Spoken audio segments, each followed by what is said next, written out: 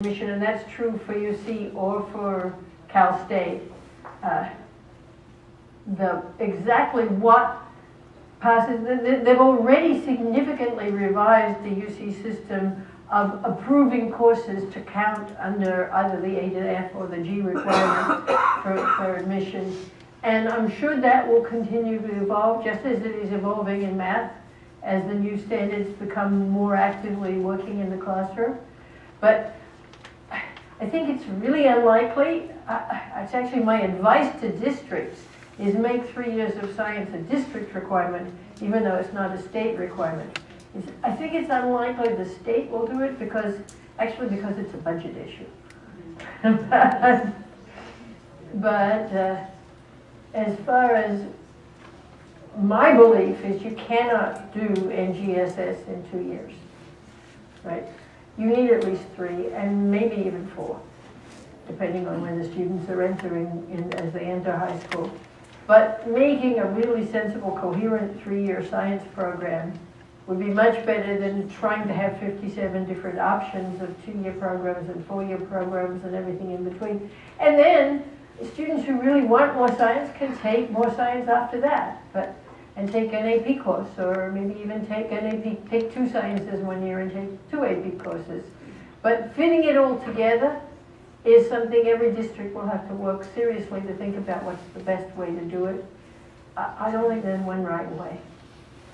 There will be some models in the California framework, but again, those models are being developed as examples, and they haven't been tested in the classroom. So take them with a grain of salt when you look at them and decide what works for you. I've seen already with Common Core talking to students that no longer they're doing algebra 1, 2, geometry, but integrated math 1, 2, 3. But in talking to them as to what science they're taking, they're still telling me I'm taking, chemistry or biology or physics. They're not saying I'm taking integrated science 1, 2, or 3. Is that some direction that they should be moving now? Well, as I said, there will be some models in the California framework. I can't yet say exactly what they are. I think there's an appendix in the Next Generation Science Standard that makes some proposals of models too. Some of them are more integrated than others, but if you do 3 years of science and there are 4 sciences, you've got to integrate some to make it work at all, right? And so there are different models out there. One of the big issues will be, what does the state decide about high school testing in science and which year they test what? I know in San Diego County there were a lot of physics first enthusiasts that then had to change that when the state decided to test biology in 10th grade. So I'm hoping that whatever the state does, it will leave lots of flexibility. But it's the answer for how to do science in high school, I think people are really only beginning to think about. Yes. Crystal, do you know when the dates will be updated for the middle school and high school level academies? We are calendaring them, as far as I know, next month, and then they'll be For this summer? for this summer, for next year, and then they'll be updated. We just finished the ESA, so we know of elementary ones. But you could always email myself or email John School all the time. Yes. Crystal, quick comment on that as well. The science academies this summer, or this coming summer, are they going to be differentiated, or is it going to be the same as was last summer? So we're planning to differentiate. There's also a difference in the content. We had a focus on earth science content, and we're going to be focusing on a different content, so that teachers who are coming through, if they're doing it again, will be able to get more and add more to the content. Great, thank you. I think one of the greatest challenges for teachers is that we're getting all of this information over and over again, but we're not getting any examples of how to actually do it, and especially how to assess it, which is one of the greatest questions of all, because if you're not going through the facts and multiple choice, then that makes it opens up a whole new ballgame. Right. And then making the science interesting, still by just using models or doing actual science with the students. I mean, where they're contributing to scientific enterprise, using data from NASA. That's what I'm saying. I mean, we're still at the bottom looking at like, how's this gonna work? It's true. And I think the only way to get beyond that is to start actually trying to do it and to look for those. So there's, for example, there's an online professional development program called NGSX.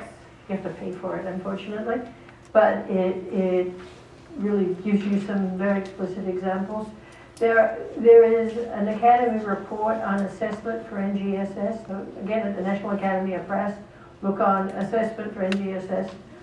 Again, the report was written and gives examples, but the examples come from before NGSS existed.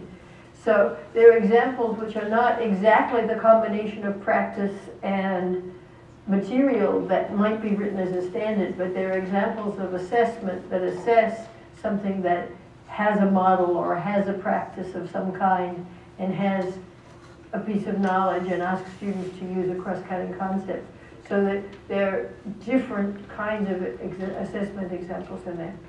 The other thing I would say, if you're having students engaged in the practices in the classroom, you have a lot of opportunities to observe student thinking. So that the formative assessment side, rather than the grade-giving assessment side, is much more built around taking data from your classroom of what's going on in your classroom as the students are learning, asking them to produce some work product as they're engaging in the practices, which you could, as they're doing their work of learning, you can also assess how that learning is going on when they're learning in this different way. However, the assessments, there are a few examples on the NGSS website of extended assessment tasks where you're asking the students to do a series of things to really understand a particular phenomenon and some particular data and how that is used as an assessment.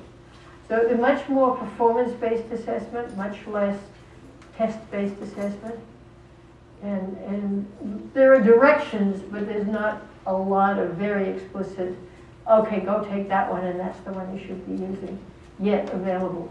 More is coming, but it's still, there's no rational order in which to do this work, right?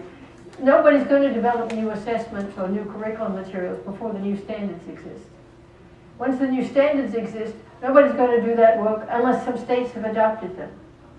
So California is one of the states that has adopted. Now everybody's saying, okay, where's the curriculum materials, where's the assessments? And they're still in the process of work. And the early adopted districts are part of the people who are doing some of that work to develop some examples and to learn through practice. And that's basically what everybody has to do too. But it is hard, I agree, because it's not easy to say, oh yeah, just go there and it's all there. I know, for example, do any of you know the curriculum for Lawrence Hall of Science called Roots of Reading, Seeds of Science? That group is working on a K-8 curriculum built around NGSS. So I think that will be one of the rich resources when it appears, but it'll probably take them a couple of years to do it. So that's always the problem. Yes? You know, it's false science, Lawrence, I don't know whether they're doing a new revision of Fox Kids, but I would guess they probably will. If they can get funding to do it, they will, because that's a very popular curriculum in California, and it has lots of pieces that are very much in the direction. The only thing is, given now that this is at 4th grade and that's at 5th grade, they're going to have to do some revisions to make it fit the sequence of the Are they NGSS. likely to change some of the standards, or is that what they're saying? Those standards are set for the time being. I mean, how often standards get revised just because of this long cycle of producing materials and so on. You don't want to revise standards too often. I just think in first grade, tides and moon, in first grade it's a little bit way. Well, it's not understanding it the way you would understand it if you were teaching it in 5th grade. It's about observing and noticing cycles and changes and patterns over time. It's not about understanding what is the causes of the tides. That's Right. why it's deaf. You wouldn't expect a 1st grader to really understand the causes of tides. But if they live on the coast, and it's not far from here, then understanding that there is a sequential pattern and therefore that's something that you might someday want to be able to explain. That's about as far as you might go with first graders about tides. But it's an observable phenomenon that they can look at and study and decipher the patterns. We have time for about 2 more questions, if there's any more. Yes. For Crystal, when you talked about the outreach to formal and informal educators, can you be a little more specific as to what the format for that is? The what? The The format. format? So we have been doing, this is our 2nd year cycle of NGSS PDs for informal educators. We started reaching out with our nature groups. And so we've had park rangers and people who work in museums and virtual aquarium, and all sorts of little groups in between that do informal education, coming out, learning about next generation science standards, looking at how that might change what they're doing in the field, and then how they can really connect that to the classroom, doing some lesson series that actually they could offer to like a 3rd grade teacher. If they were working with a 3rd grade teacher, they would actually connect what they're doing to what's happening in a whole unit instead of just a one-off day.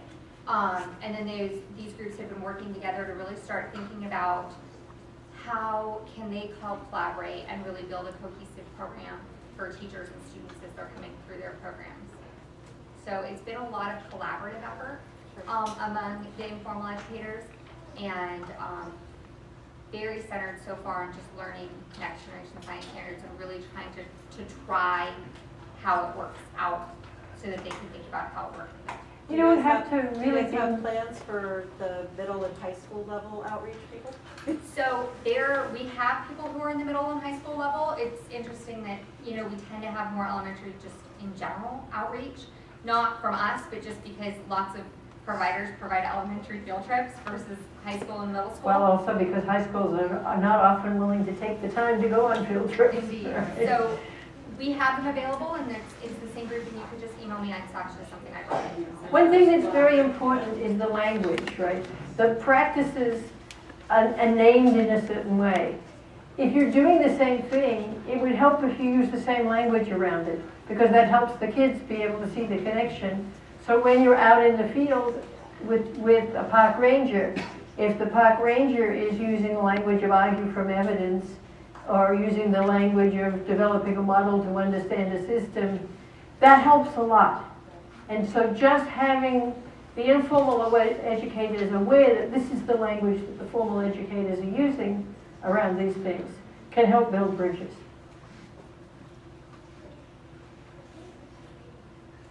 Okay, let's give Dr. Quinn and Crystal a hand.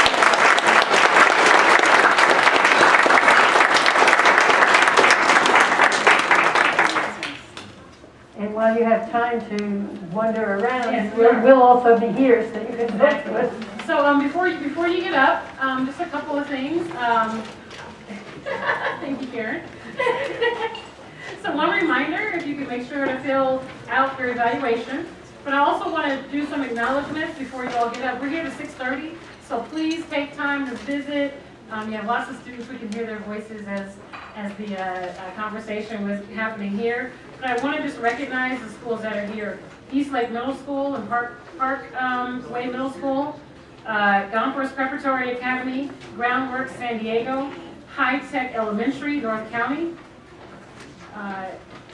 We have High Tech High, Innovation Middle School. Yeah, you can clap for yourself. San Diego State University, the Center for Research in Math and Science Education. San Diego State University Noyce Master Teacher Fellowship Program is here. Washington Elementary Steam Magnet is here as well. So, all right, let's give them a hand. Taking the time out of the schedule and for bringing their students as well. I also, just before we go, want to just acknowledge the people who are on the editorial panel for these SEEE seminars. If any of you guys are here, if you could stand. Yes. Anyone else? Thank you for taking out the time. For bringing these important conversations to us here in the region. So thank you guys for all coming out, and hope you enjoy the rest of the evening.